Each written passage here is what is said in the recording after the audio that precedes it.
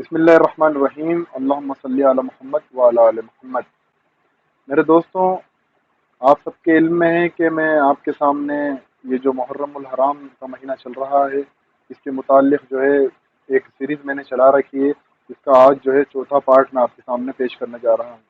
آج کا جو عنوان شروع کرنے سے پہلے میں ایک حدیث آپ کے سامنے رکھنا چاہتا ہوں، اسے کہتے ہیں حدیث سفینہ رضی اللہ تعالیٰ عنہ۔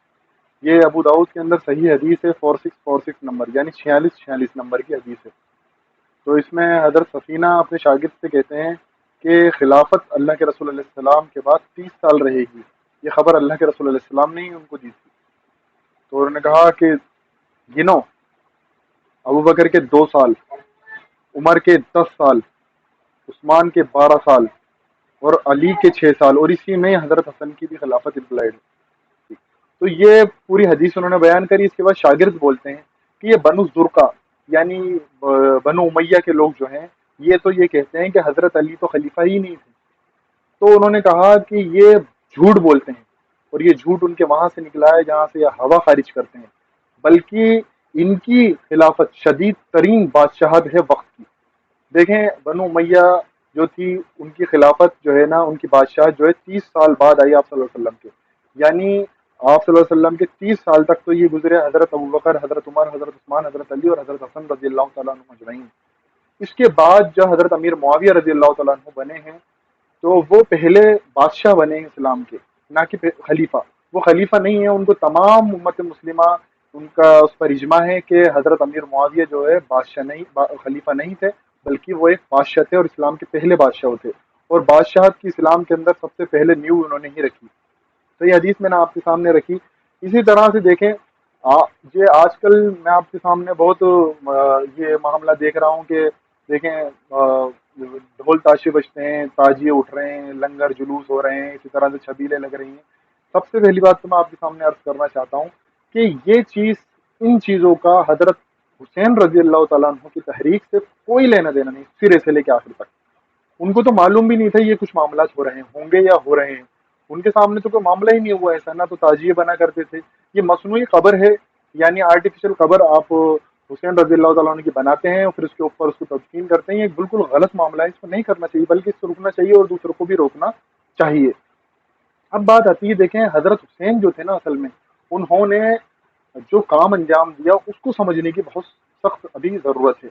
ہم سوچتے ہیں کہ حضرت حسین ایسے اٹھ گئے، ہمارے یہاں تو عام طور پر جو کچھ لوگ ایسے بھی بیان کرتے ہیں کہ حضرت حسین معاذ اللہ کوئی بچے تھے، نوجوان 15 16 سال کے، انہیں غصہ آیا، سید تھے تو انہیں غصہ آیا اور انہوں نے یزید کے خلاف جو ہے اقدام کر دیا۔ حالانکہ بالکل ایسا نہیں تھا۔ جب میں آپ کے سامنے دھیرے دھیرے آپ کے سامنے گریجولی واقعہ رکھوں گا تو آپ سمجھیں گے اس بات کو کہ یہ ایسا کچھ معاملہ نہیں تھا۔ جو آج تک ہمیں ساری باتیں بتائی گئی ہیں وہ بالکل سرے سے ہی الٹی سلٹی بتائی جاتی ہیں۔ حضرت حسین کو معلوم تھا کہ جو ان کے نانا جان ہیں آپ صلی اللہ علیہ وسلم، وہ جو دین لے کے آئے تھے اس دین کو پوری طرح سے درہم برہم کر دیا تھا۔ 30 سال کے اندر اس کو ختم کرنے کی کوشش کری تھی۔ دیکھیں، اسلام مذہب نہیں ہے، اسلام دین ہے، قانون ہے، زندگی گزارنے کا طریقہ بتاتا ہے۔ تو اس کو ختم کرنے کی پوری کوشش کری گئی اور کر دیا۔ بس پھر ایک بیچ میں ایک جھلکی آتی ہے عمر بن عبد العزیز رحمۃ اللہ علیہ کی، جنہوں نے کچھ وقت تک کے لیے 2 سال کے لیے خلافت قائم کری، ورنہ خلافت 30 سال میں پوری طرح سے ختم ہو گئی تھی اور دین کو بدل دیا گیا تھا۔ اسی کے لیے امام حسین کھڑے ہوئے تھے کہ انہیں معلوم تھا کہ میں اکیلا بچاؤں بڑا اہل بیت کے اندر سے۔ حضرت حسن کی بھی وفات ہو گئی تھی، یعنی ان کو بھی شہید کر دیا گیا تھا۔ حضرت علی کی بھی وفات، ان کو بھی شہید کر دیا گیا تھا۔ بس حضرت حسین تھے جو اس وقت امت کے اندر اہل بیت میں ایک بڑا نمایاں چہرہ تھے۔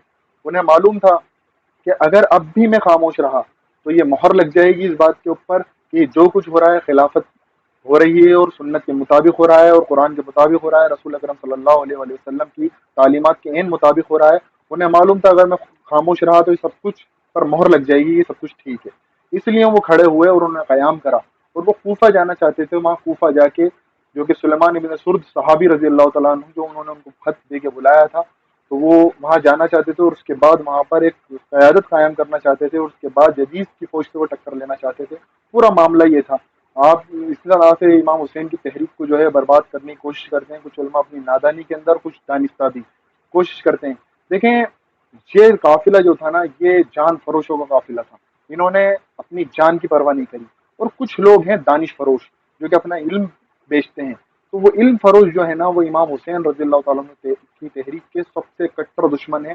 انہوں نے اسلام میں امام حسین رضی اللہ تعالیٰ عنہ کی تحریک کو بدنام کرنے کی کوشش کری ہے۔ تو ہمیں چاہیے کہ امام حسین رضی اللہ تعالیٰ عنہ کی تحریک کو سمجھیں کہ انہوں نے اصل میں اتنی بڑی قربانی کس دے دی۔ ان کا سر کاٹا گیا، ان کے جسم کو گھوڑوں سے کچلا گیا، ان کے اہل بیت کو، ان کے ساتھیوں کو قتل کرا گیا، ان کی بھی لاشوں کو گھوڑوں سے کچلا گیا، ان کی لاشوں کو، اللہ توبہ، ان کی لاشوں کو کا قیمہ بنا دیا گیا۔ کیوں کیوں اتنا بڑا انہوں نے رسک لیا؟ اس کی وجہ یہ تھی کہ وہ جانتے تھے کہ جو کچھ ہو رہا ہے یہ میری جان سے بڑھ کر ہو رہا ہے، یعنی دین میں گڑبڑی کری جا رہی ہے۔ تو اس لیے وہ کھڑے ہوئے تھے اور انہوں نے خون سے اختلافی نوٹ لکھ دیا کہ جو کچھ ہو رہا ہے خلاف کی سنت کے خلاف ہو رہا ہے، قرآن کے خلاف ہو رہا ہے، صحابہ کرام رضی اللہ تعالیٰ مجمعین کی تعلیم کے خلاف ہو رہا ہے، خلفائے راشدین کی تعلیمات کے خلاف ہو رہا ہے۔ یہ پوری طرح سے انہوں نے عالم اسلام میں بات واضح کر دی، لیکن ہماری جو ہے بدبختی، ہماری جو ہے غلطیاں، ہماری نادانی جو ہے ان کی تحریک کو برباد کرنے میں تلی ہوئی ہیں۔ کہ ہم یہ چاہیے کہ اس موقع کے اوپر امام حسین رضی اللہ تعالیٰ عنہ کی تحریک کو سمجھیں، جانیں، پڑھیں، لوگوں تک پہنچائیں۔ لیکن ہمارا معاملہ یہ رہتا ہے کہ ہم جو ہے صرف ان کاموں میں لگ جاتے ہیں جن کا امام حسین سے سے کوئی لینا دینا نہیں۔ اللہ تبارک و تعالیٰ سے دعا ہے کہ اللہ تبارک و تعالیٰ مجھے اور آپ سب کو کہنے سننے کے ساتھ ساتھ عمل کرنے کی توفیق عطا فرمائے۔ وآخر دعوانا ان الحمد للہ رب العالمین۔